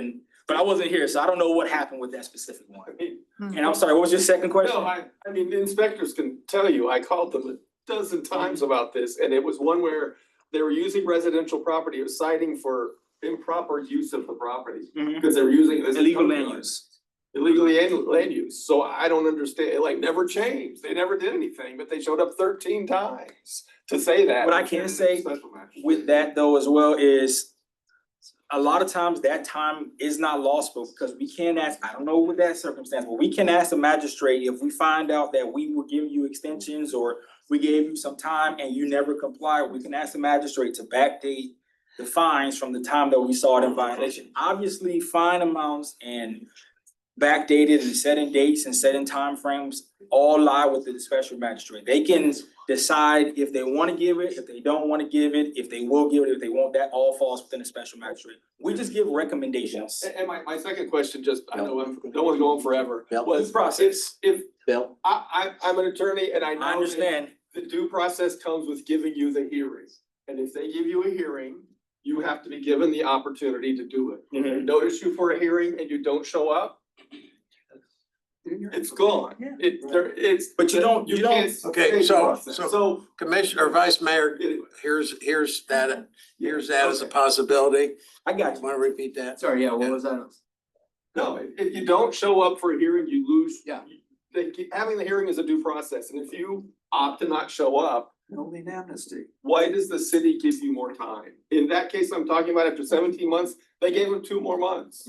I was the only one there. Yeah, completely agree with that, and I think this percentage is way too high. It should be like 25% is the max you can get or something, but 85%. Last question. Well, I think there's no time limits that seem associated with this whole question. That if you have a code issue and you get 6 months to get it done and you haven't finished it yet, okay, we're gonna you're no longer allowed to be in the amnesty program. You're out. You don't get that discount. And you pay the full fine when you finally pass the code. I mean, Put some teeth into There this. should be a time limit. There should be a time limit. Absolutely, every step. Okay, Right. very good. Thank you, and you have the contact. Moving along, Anthony. Turn politics. Em, do you want to give a backstory or just let I him? usually do. Okay, so you can give us a quick backstory. What happened, how we got here. So, good evening, everybody. If you don't know me, my name is Anthony Fajardo. I'm the Director of Development Services for the City of Fort Lauderdale. One of the other things that I also do is I work with our charter revision board, our city attorney's office, to help develop recommendations from the city commission to consider for ballot initiatives. So the charter revision board has made recommendations to the city commission that were heard again on April 7th last week. There was about 24 items. What I'm gonna present to you tonight is a modified version of the same presentation I gave that we gave to the city commission, with those items highlighted that the city commission gave a green light for us to continue to move forward with. So a little bit of housekeeping. I wanna thank Bill for putting me on the agenda so fast. We're on a truncated timeline. Basically, we have to get everything to the supervisor of elections by June 5th, or June 8th, by 5 o'clock. That means we have to have everything approved on second reading at the June 2nd meeting and first reading at the May 19th meeting. So we only have really one meeting to discuss any feedback that we get from the residents at the May 5th meeting, because everything's got to be put together and sent over supervisor elections on those timelines. So, and then you'll see in the presentation, there's a stamp at the bottom of some of the slides that say ready for ballot. What that really means is we were told we could move forward with it, but until the city commission votes and gives us final direction on which items will end up on the ballot, we still don't know if all of these items are going to be on that ballot or not. So with that, we'll get started. So again, April 7th, we provided 25 charter amendments, so 24. The focus was on cleanup items. What the city commission looked at were other items that were more complicated, and you'll see them in a minute when I bring up the other slides, that they've asked us to do more robust outreach, education, and get feedback from the public on. So we'll be doing that over the next election cycle, but right now we're focused on the 11 items for the 26 ballot. Again, this is part of our public outreach. We're also going to be communicating through strategic communications with the city. So we'll have information on our website as well as material that can be downloaded and reviewed, and possibly some options for feedback then, but again, on a truncated timeline. And then again, like I said, the remaining 14 items will be done in 26, 27. So this is categorized by government, human resources, property, and then there's a miscellaneous category. So I'm going to go through each one and show you what was presented. So here, these were all things that had to do with qualifying for elections, when members of the city commission are sworn in, organizing the meeting, how special meetings are called, and designation of vice mayor. So I'm just going to go through, and the highlighted ones are the only ones we've been asked to move forward with at this point. So the first one, qualifications of mayor. This basically are qualifications of members. This basically revises the qualifications to say that instead of living in the city of Fort Lauderdale for 6 months, you need to live in the city of Fort Lauderdale for 12. If you're the mayor, if you're the district commissioner, you would be in the district for at least 12 months. It also reduces the age of candidate from 21, which is currently listed in the charter, to 18, which is basically the legal age to vote. So that's that one. Designation of vice mayor. This cleans up the designation of vice mayor so that the timing works with the existing elected officials being sworn in. Basically, what it used to say was the vice mayor had to be designated in April, I believe. Yeah. And then it got switched to the first meeting after the election is certified. So instead of putting a date on there, especially after what happened with the most recent election, where we had some issues with the timing of everything, we felt the Charter Revision Board felt that the best thing to do was have the election certified and then have the vice mayor designated at the next available meeting, which could be right after. But if you have a delay, then it could be the next month or the next meeting after that. Right. Again, this does something similar. This deals with the timing. I made notes because I can't remember all of these things.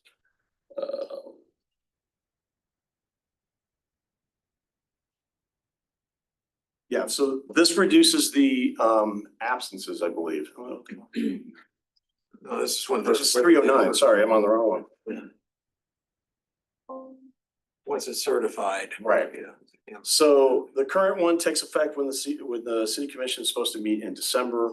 The new one will take effect at the first meeting after certification of election by the Broward County Canvassing Board. So again, cleaning it up so that we don't have any issues with timing on getting elected officials into office as compared to our current language.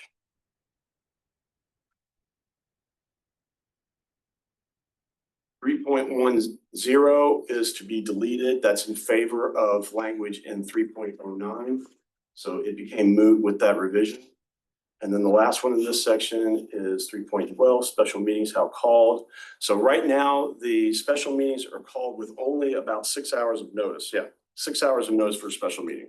And there isn't a lot of criteria in the current language on what constitutes an emergency. The new one will allow for 72 hours of notice, but has caveats and some examples of what is a true emergency. So the mayor and the city manager still have the ability to call an emergency meeting if it rises to that level, but otherwise special meetings would require 72 hours of notice, not 6, just to give the people involved enough time to prepare for it and schedule things. You know, these are special meetings outside of the typical timeframe we have the city commission meetings. So they're trying to give some leeway to that so that everyone can participate.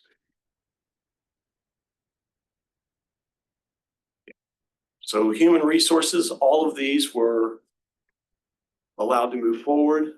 The first 3 are pretty simple and they're kind of tied together. Right now, there is only the term acting in our ordinance. HR, with input from the city manager's office, would like to change that so that acting has to do with an individual that is covering for the city manager when he or she is out of the office for leave or an emergency or something like that. Whereas interim would be the term used if the city manager was dismissed or otherwise resigned, and then the city commission puts in an interim person to be in that capacity. However, 6.04 is a little more complicated. So right now, the Civil Service Board has criteria for appointing members, election of candidates, and then who is appointed to the board. Right now, there's a complicated process that involves in there that talks about mailing. You send it out, we get responses back, and then we have to do all this stuff. So this basically, all it does is really simplify that. It's still the same number of members. Instead of 2 commissioners, though, it would be 2 members of the nominating committee. And also, there's the requirement right now for the Civil Service Board. Does everyone know what the Civil Service Board does? Okay, real quick. Most of the members of staff in the city are represented by various unions. There's Federation, there's Teamsters, there's police, and there's fire. For certain categories at the top, city manager, deputy city manager, ACMs, department directors like myself, assistant directors, deputy directors, we aren't covered by anyone. But in the middle, there's members of our staff that are covered by the Civil Service Board. One of their tasks is to hear complaints, and they convene so they can make a ruling on dismissal of or disciplinary action. They also, one of the things they are involved in is anytime there are discussions about new positions and descriptions and, you know, the titles and that stuff has to go to the Civil Service Board. So they're really a board to help us manage and move through these processes. However, the recommendation from the Charter Revision Board was to basically relieve the Civil Service Board of approving the job classification specifications because they felt it was an administrative process. So everything else they would still do. And the other reason for this is HR would like more flexibility to be able to respond to changing trends in the workforce, right? So we have new positions that get created from time to time. We have to go through this protracted process to try and deal with it. They're trying to streamline that so that we can get through it quicker. Civil Service Board is still involved to a certain extent, but they wouldn't be part of that process.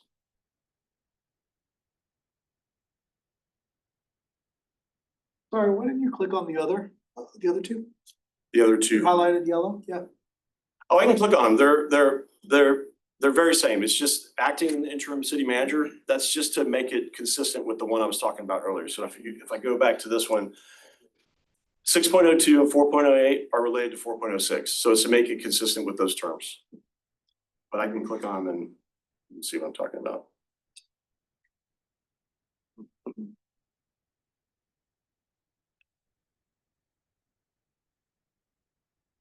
And then for properties, just so you can see it, there were none that were chosen here. These are more complicated. We believe we need to have a more robust conversation about these to get some feedback, to give it to the commission. So that will be coming later on. And more public input. And more public input, exactly. And then under miscellaneous, we have two things. We have 716, which really just clarifies how to deal with a tie vote. And I believe it clarifies some of the language. Let me just pull it up real quick. City attorney, I think. Yeah, the clerk, I think, looks that one, yeah.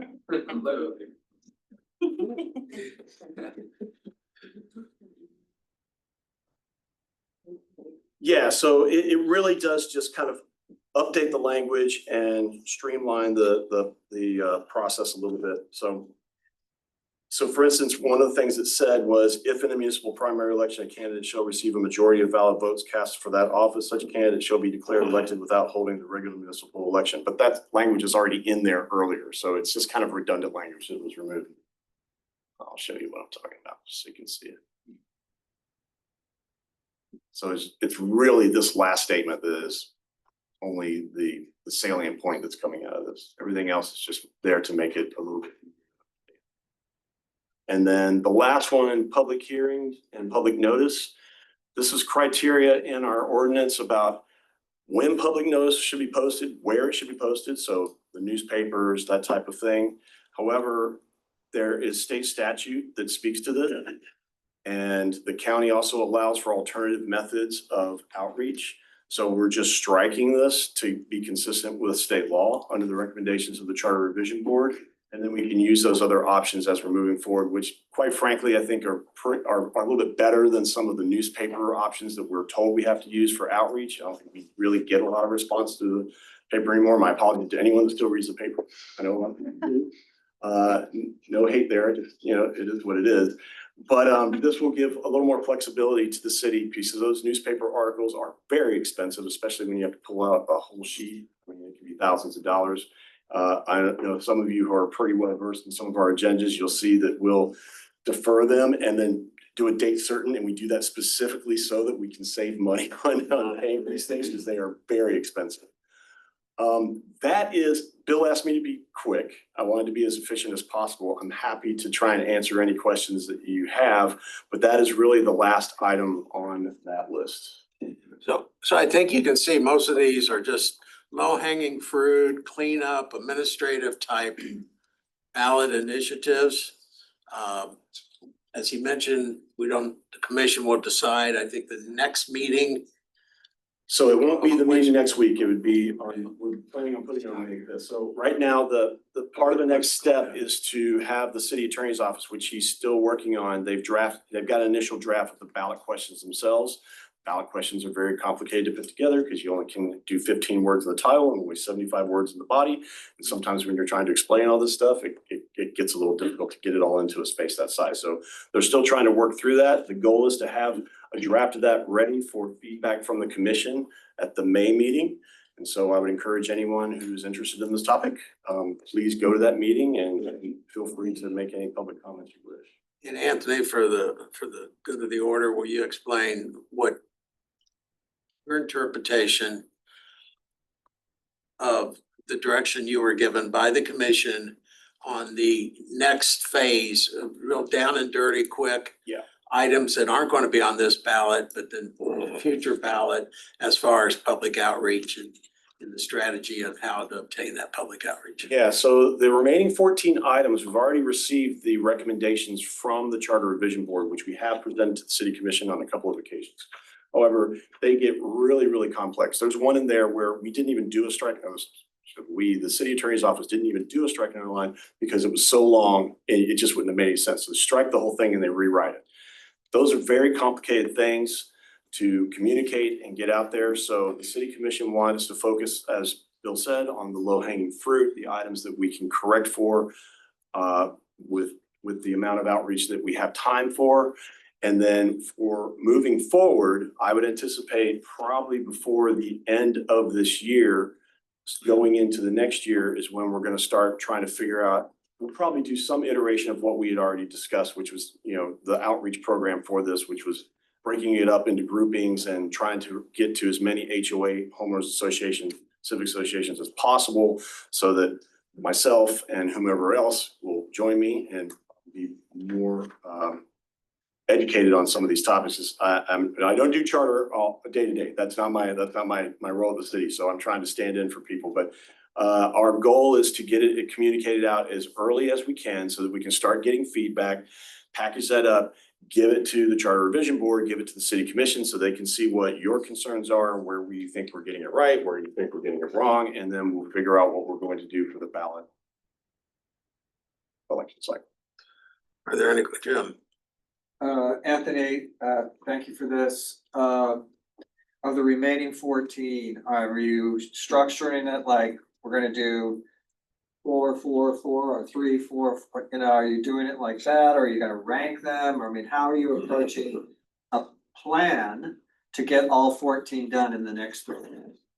So that's a really good question, and it's really hard for me to answer at this stage, because some of it has to come from the City Commission. They need to tell us which one are their priorities. Which one are their priorities? You can group certain things together under topics. So like when the city attorney is drafting those 75 words, some of the things they can push together so that they can get them in to save space for the other items. Also of note, it's not just in English, it has to be in Creole, it also has to be in Spanish, so it takes up a lot of space to do these. There is a philosophy when it comes to putting items on the ballot. Strategy, if you will, it's to have the most important things that you think are right at the top of the list, because as people go down, they're just going to read less and less and less. There's also a theory regarding how much you should even have on the ballot. I can't tell you all 14 will end up on the 2020 ballot. I think there's a lot of people that would tell you 14 is too many, and people would become disinterested and could just not even vote on it and just, ignore it. So those are things we'll have to work through over the next year or two to try and figure out what is palatable and what is needed to get whatever our goal is going to be completed. Does that help? As long as someone puts together a plan, that's what, the city needs a plan to get this moved forward and done. That's all I'm saying. Understood. To Jim's question, the goal was to try to reduce all of those different topics into 3 or 4 questions, because the tolerance level for a voter reading through all of the ballot, because this is going to be coming at the very end of all the rest of the election. I agree. Is to keep it to 3 or 4 questions. So the combining effort is to squeeze them into that number of questions. Otherwise, you lose people. I get it. So that's the goal. Yeah. 3 or 4. So the reason I put this one particularly up on the screen is because just on the surface, I know, most people in here probably don't know what 8.01, 8.02, and 8.04 are. This is one of the most. But they're all regarding property, and if it's suitable, we could combine them together under one question as long as we don't exceed that 75-word rule, and then we could knock those out. Now, there's a catch to that. Combine 3 of them and someone doesn't like one, all 3 go, right? So you have to think it through, and we're gonna need input to come up with a strategy that works. Alright. Well, those of us who've been doing this for 4 years now, 2 charter commissions, poor Jim, Mary, going to all of those meetings.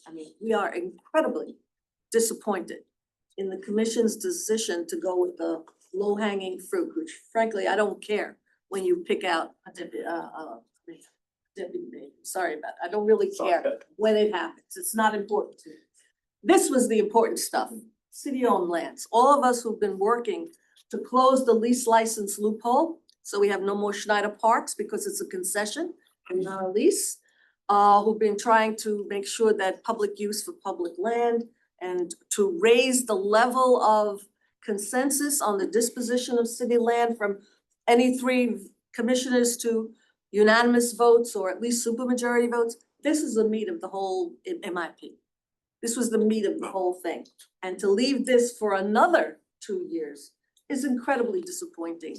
And we will do it because this is important, but it's just amazing to me that in the current political climate, when if you think about what happened just recently in Boca Raton, where the voters took a stand on the disposition of city-owned land and not only voted out the entire commission and the mayor, It's amazing to me that they didn't wanna take this on, because anybody who wants to be mayor should be concerned about this, because this is very important to people. So we will all continue to work on this, but you know, how this works out with the fix up, cleanup stuff, I think It is. Let me just say, it is what it is, it is what it is. and we can, I agree. no need to, nothing's gonna change. This is a shot to get at least something in. And I think that's how the commission felt, given the short timeline.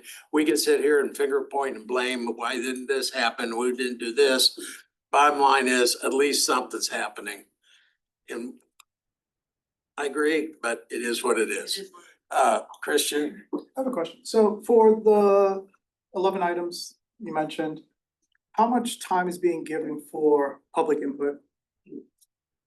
For the stuff that we're talking about right The now. highlighted, So this is the beginning of that process. and you wanna wrap this up June 8th.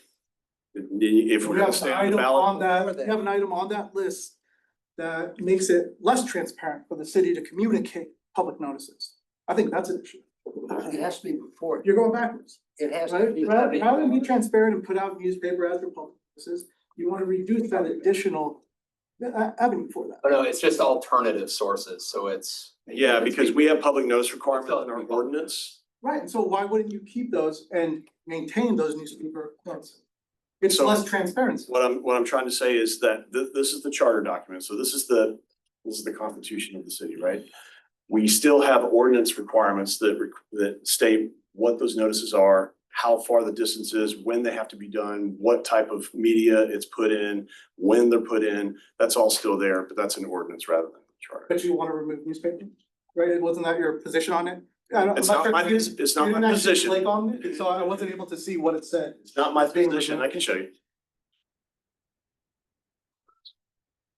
And then, 60 days, you think that's enough time for the public to have input on something that's supposed to be the city's constitution? Yeah, so again, I think part of this is governed, Anthony, what are we drawing from, the county or states? So some of it's from state requirements and some of it is from county requirements so that we can come into alignment with those overruling kind of documents and. And state it's my understanding, correct me if I'm wrong, but the county and the state requirements are much more in depth than what the charter, our charter of newspapers, because that was written how many years ago? 30, 40 years ago? Yeah, at least. When print was the only, TV and print were the only things. It's nice to give individuals more than a little less than 2 months to actually sit there and hear what the commission's point is, right? Yeah, the challenge is the city commission agenda is only built out 4 or 5 weeks, 6 weeks before usually it happens. So in other words, if you said, we'd like to know 90 days, we just don't know what's gonna be on the agenda in 90 days. That makes sense. It seems like they were figured out early. But don't forget, and I'll reiterate this charter language, ordinance language has much more strict language that's in the charter for public notice. We've actually updated it again recently to extend certain notices for newer, like different types of projects that we didn't have before. So we have a very extensive, robust notification process that has gotten more. I don't remember this. It reaches more people for more projects than it ever has before. It has nothing to do with what was written in that. And you mind telling me kind of what that is? So That for email? instance, if you're doing, well, I can tell you one of the new ones, and I think it was for, Marilyn, maybe you can help me here. Wasn't there something that we changed recently before I came back to DSD that had to do with certain thresholds of development have to have a public meeting, a Site plan public level. participation meeting? Bumped up the site plan level 2 Yeah. to public participation. Exactly, so there are different thresholds for approvals, right? There's an admin threshold, which is site plan level 1, there's site plan level 2, which is DRC, Development Review Committee, but still staff. And then there's planning and zoning board, which is level 3, and then city commission, which is level 4. We typically didn't have any notification requirements for DRC level reviews. However, what was pointed out to us, and I think rightfully so, is there are still impacts from those types of developments, and there are still concerns that are generated.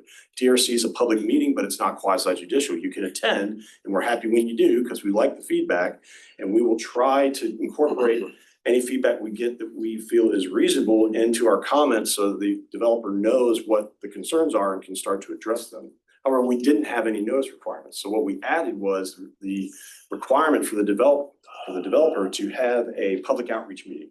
So basically a public meeting, they have to post it, they have to have the times, they have to have a location. It can be virtual, but they have to be able to allow people to come in, provide feedback, ask questions, and put it up on the screen, the whole 9 yards. That's something new that we didn't have. That's not in the chart. That has nothing to do with the chart.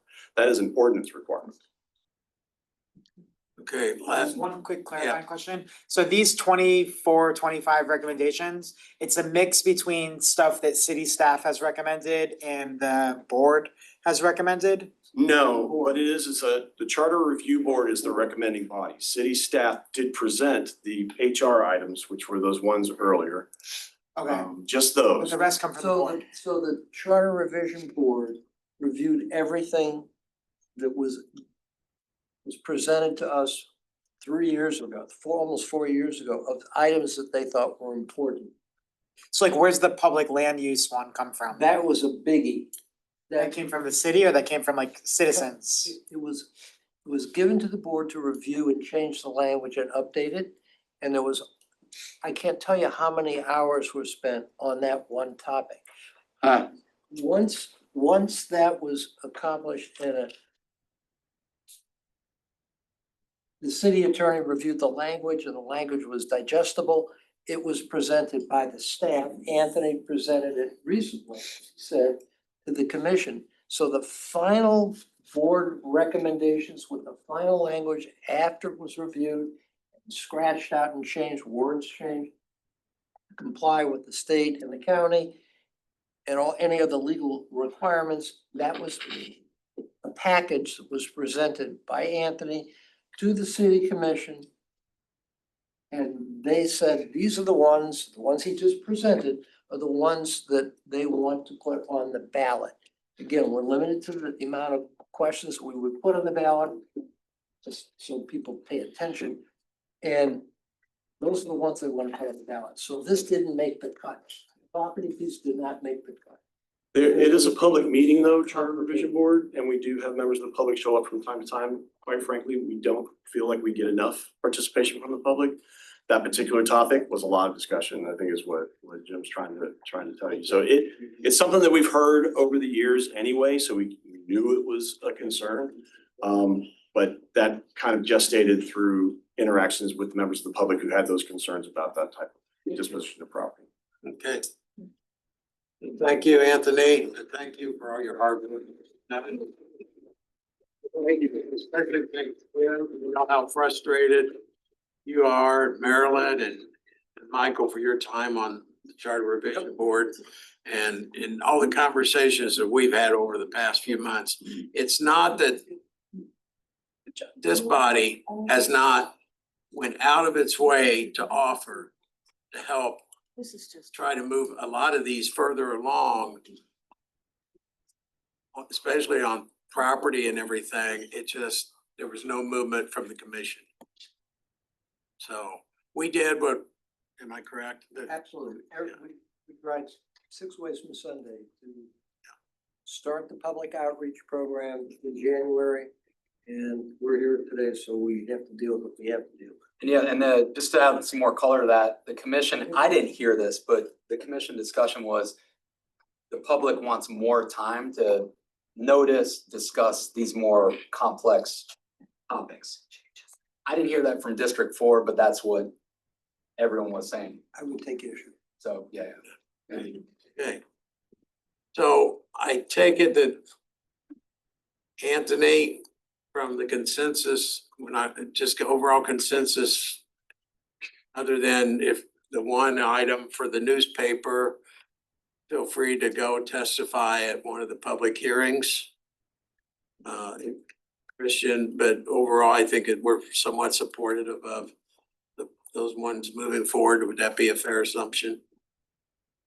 Everybody can make their own decision. Okay. If you find it helpful, I can put together the notice requirements out of our ordinance and send them to you. You can distribute it if you like, so you can see what you are. Good, yeah, and we'll get, It's lengthy, TJJ. it's FYI. When you did read, you fall asleep fast. okay, thank you. Well, it's been a long night. Troy, You good? yeah, I'll be quick, I promise. I will pass out papers for you. That's what you wanted, I'm sure. This is about the arts ordinance. I'm here, we've talked about this how many meetings in a row. It's my understanding the Public Arts Board will be making recommendations on changes to the arts ordinance. The city commission will be doing it soon. This is a resolution that I drafted and ran by our working group that basically says we support the arts program. You can read it all. In a nutshell, we support the arts program. We encourage the city to amend it, to make it more better or forbid. I can give it to you. But we also have concerns that the ordinance doesn't encourage neighborhood input into the selection of art. And the ordinance doesn't encourage the city to choose local artists. Attached to that are amendments that the working group proposed. Thank you to Marilyn, to Jim, to Bill, Phil Dunlap from Prager Village from reading through all this. It does a couple of basic things. First, it recommends adding 4 members, citizen representatives to the Public Arts Board, 1 from each commission district, by neighborhood input. It recommends that we add selection criteria that says to consider neighborhood input in addition to all the other things that they do. And as far as local artists, it maximize the selection of local artists, because we can't say you have to choose them, but then it says that you have to advertise any call to artists locally, and you have to allow local artists to participate, which has not happened in the last selection they did for art in our neighborhood. That's what it does. I encourage your support. Bravo. Thank you. Bravo. Troy, if I'm saying this correctly, we have met some resistance from the art board. Right. On some of these changes. They don't, as far as, they don't want more public input, they don't want local art, they want to keep it a small little group. They don't even, they have problems even getting a quorum. So it's going to be our position to stand by when it comes to the commission and strongly suggest to the city commission that they hear us, listen to us, and look at our recommendations, because it's for the betterment of the community. Sure, absolutely. Would it be appropriate for me to make a motion to approve these amendments, to endorse these amendments? At the board level, I would think so at the board At the level. board level. Obviously, we don't have enough people, Okay. but it's very helpful to be able to say to the commission that at our board meeting, we reviewed it and we recommend that you go that way. And that's why and thank you, Troy, for putting the red line addition too, because I think that came out of the last, it helps us. Okay, very good. So can we make that resolution? Corey asked if we could make a resolution saying that the board of the council at its XXX meeting Yes. resolved to recommend to the commission these changes. Okay. That's my resolution. Do we need a motion? No. No, just the resolution? We're good? Yeah. We're good. Remind me on the board meeting to make sure we get that. Okay. Marilyn, Michael had walked out of the room. May 31st. May 31st, we're having our event at the museum. There's been some discussion about the nature of this event. Our typical socials are adult events. We go to a restaurant, we drink and we eat.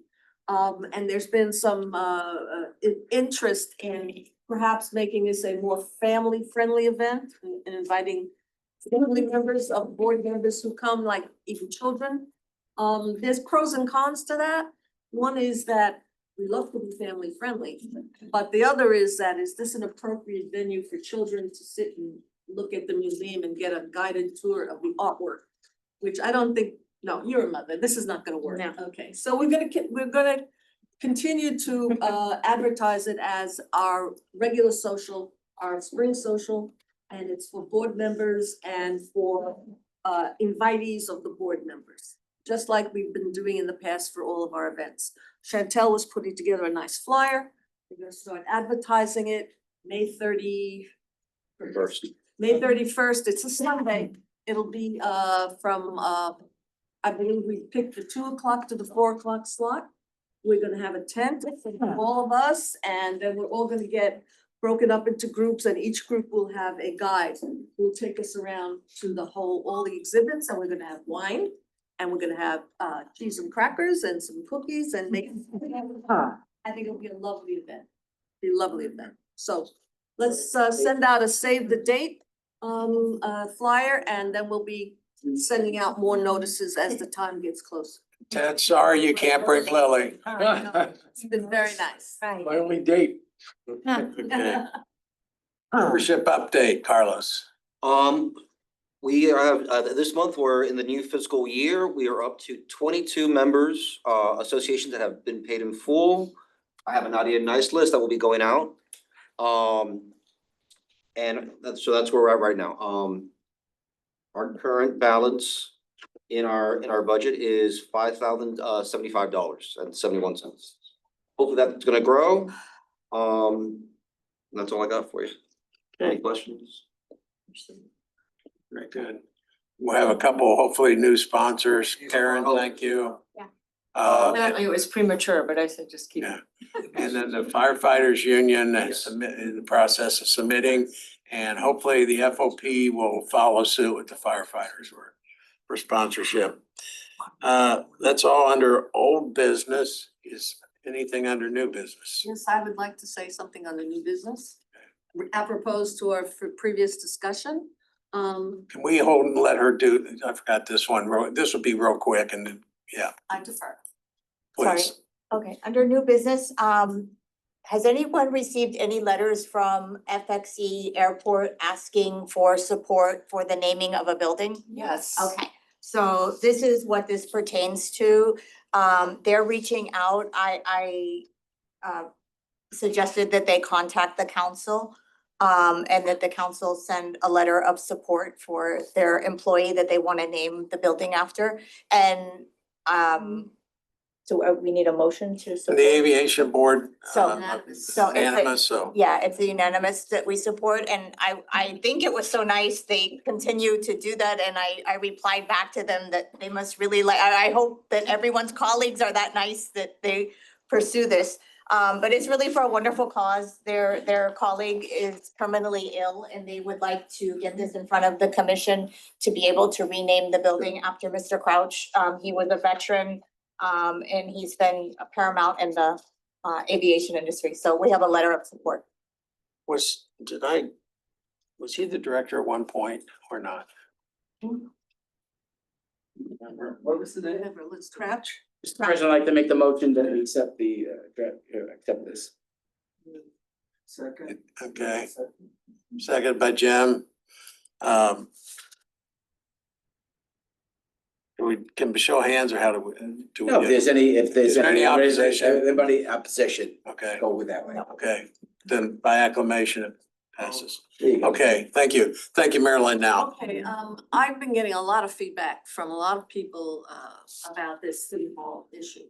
And I think it would be very reasonable for the council to take a position that that the commission defer voting on the interim agreement on April 21, because we have not had a presentation of the proposal.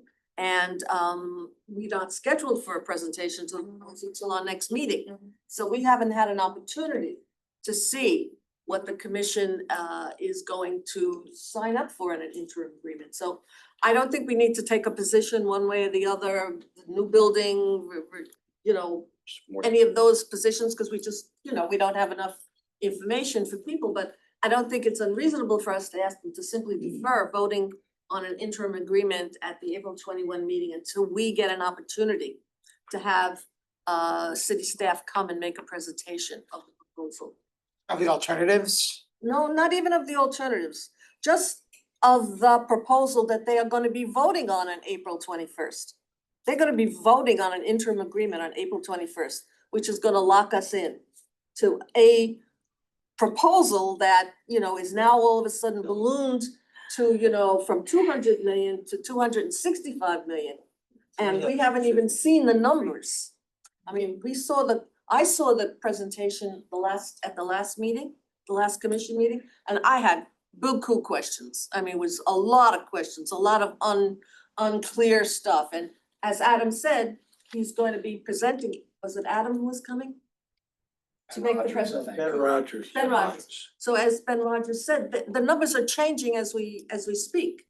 So if we don't know what the facts are, I don't think it's reasonable for the commission to take that action at the 21st meeting when we haven't even seen the presentation and are aware of and understand what we're committing ourselves to. Because we would be committing ourselves to a major project that's gonna cost a tremendous amount of money. We all want a city hall, that's not the issue. I'm not advocating for a new build versus looking at the alternatives, although I think that's a good idea. But at this point, I just think that we need to recommend to the commission that they hold off on voting on the interim agreement until we've had an opportunity scheduled for our next meeting to take a look at the proposal. Okay, and I can tell you, that having attended all those meetings for They're many gonna say no. months, that the vote for 3-2 on the commission to keep moving forward. Well, they may do that, Ben, Bill, I'm just saying, yeah. They'll do what, we are where we are and they'll do what they do. But I think as responsible, people who represent our community, I think it would be irresponsible of us not to point out to the commission that they should not be voting on committing us to an interim agreement for a project that we don't understand and we don't even have the numbers on. And there's something, that's exactly right, it's gonna go 3-2, and they're gonna say we're voting on it, and then. But at least But is there something more we can do, because this is Apply pressure. Everybody can, no, there's a lot more you can do. Everybody can show up. Yes. Because remember the I know, but can the basketball. council do something to take a stance? Or our board? Can I make a statement? Sure. No, can the board make a statement, Yes. can we make a We statement? don't know where this money is coming from. And at the last commission conference We don't know meeting, anybody in they were support. talking about But- cuts and raising taxes. Is that what we go back and tell our neighbors? Yes, we're gonna get a city hall. And again, it's not the design, it's not whether or not we need a new one or a used one. It's where is the money coming from? And it went from the city manager saying, we have $12 million a year budgeted. But this proposal costs over double, $24.1 million a year. That's over $2 million a month. Where is this money coming from? A lot of people would like to know. It's a reasonable and valid question. And one I think this body or take a position on. You just took a position on a public art ordinance update. So the position is, you're asking Marilyn that they defer it till we have presentation. Until we have a presentation. I think that's the least we can do. We can do more by all showing up. Remember the basketballers, they made a change just by showing up and being, vocal. So I encourage everybody to go. But as a board, I think it's a reasonable position for us to take, representing our people, my people, is, hey, don't vote on this until we've had an opportunity to listen. To presentation our next meeting. I also think the context of the legislative session ending in April, to the point that we might be adding $12 million to our deficit every year, I think that's all the more reason to kick it till May. If that gets us more time even to get more support organized to go to the meeting, that's Yeah. fine. I just don't Like a know. more prudent. Okay, Yeah.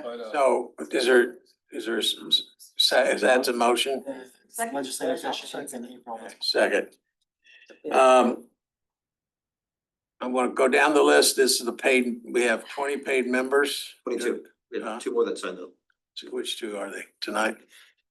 Here's who I have showing, Coral Ridge. Who's representing Coral Ridge? Have enough people. Yeah, we don't see. Bill, I don't know that we have Very- enough people here, Eric Pelican used to. but I'm thinking that maybe it's not a resolution from the council, but a resolution from the board who is simply requesting the commission consider deferring it. He's gone. We have a quorum of the board. The board is here. Okay. The board is here. So I amend my And resolution. that's, we can do that. The board is here. You could take the board consensus, yeah. Yes. Please note, the record note that the first vice president had to leave. Okay. Okay? So then I amend my motion to be a motion of, it's the consensus of the board at this meeting that the city defer acting on the interim agreement until, on May 21st, until we've had a presentation at our May meeting. And then we can get people so that the We association can do we can it. do that by ourselves, but that would be the board's position. 3, 4. So Is it open for your four discussion? districts are here. Yes. Sure. Your 4 districts are here.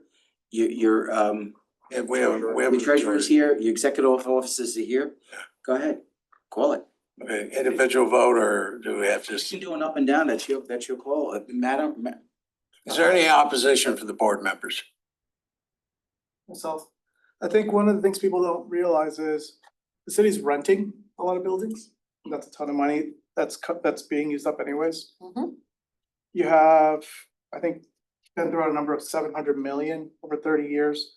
That includes maintenance, running, services. It's not an actual number. On top of the 89 that we would spend, say, on this building, we'd have to renovate. I don't believe these are hurricane-proof windows.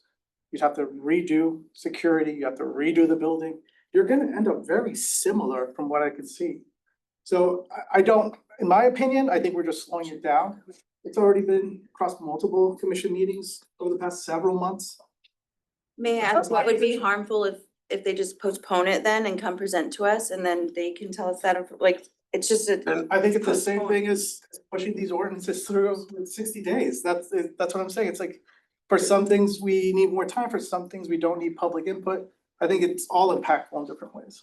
But it's, okay. You bring up a very good point, that we don't know the facts about whether an alternative of buying a building is gonna be more or less, we Well, just, that's what we're we asking just for. don't Not gonna know at the but- next meeting anyway. So, I don't, This is why we were democracy. The Democracy Majority in of us is action. gonna win. right, Yeah. so we have a dissenting opinion. That's democracy. Is that the only one, or do we just go down by, do we go down and how do you wanna vote individually All in or? favor? All in favor? All in favor, because your majority, your board is here. Unless they're- Yeah, all in favor, say aye or raise your hand. Any opposition, one, okay. Let the record show. Okay. But it's only till the next meeting and It's only next presentation. And we see what it is, but they're.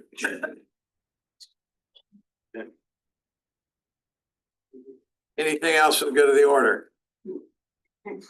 I want to remind everybody that the next tip of coffee is this Wednesday, April 22nd at Shuck and Dive. It's over lunchtime, 11 to 2:30. All donations benefit Special Olympics. Do we have a flyer or can I? Yeah, you wanna give- It's on Instagram. Oh, Perfect. I can send it to you if That's you want. fun. Really nice. Let's show. I thought the last one, I thought it was the. Victoria, can you- I didn't know that. Hold on, listen, please. It's actually gonna be at, Police District 2's tip cop at Smitty's. Smitty's, oh, all right. So what day is that? This Thursday. So you have a one on Wednesday and one on Thursday? Or April 22nd is the next week, is it? Following week. Okay. Yeah. That's the Shuck and Dive. Okay, that's a Shuck and Dive. I was trying to And see. it's a very successful event for you. You know how much they raised, No, not yet. Not yet. I'm waiting to hear back from representing Special Olympics to see if it's. Yeah, we are good. Yes, and then. Motion to adjourn. Yeah. Motion to adjourn. How much space we need? Meeting adjourned. Meeting adjourned. Space. Yeah.